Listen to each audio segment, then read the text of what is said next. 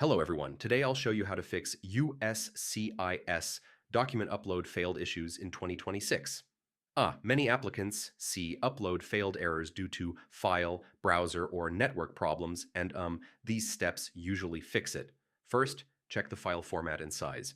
USCIS accepts PDF, JPG, PNG, and DOC formats. Make sure each file is within the size limit shown on the upload page. Next, rename your files properly.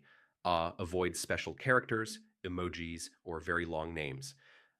Use simple names like id_front.pdf or form_I130.pdf.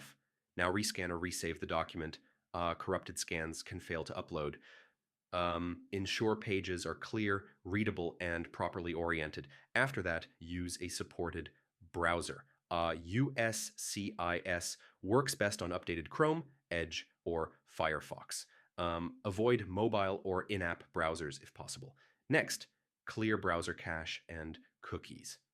Stored data can interrupt uploads. Restart the browser after clearing, then disable browser extensions. Ad blockers or privacy tools may block uploads. Try incognito mode to test. Now check your internet connection. Unstable or slow networks often cause upload failures. Use a stable Wi-Fi or wired connection. When uploading, wait patiently. Don't refresh the page or click upload multiple times.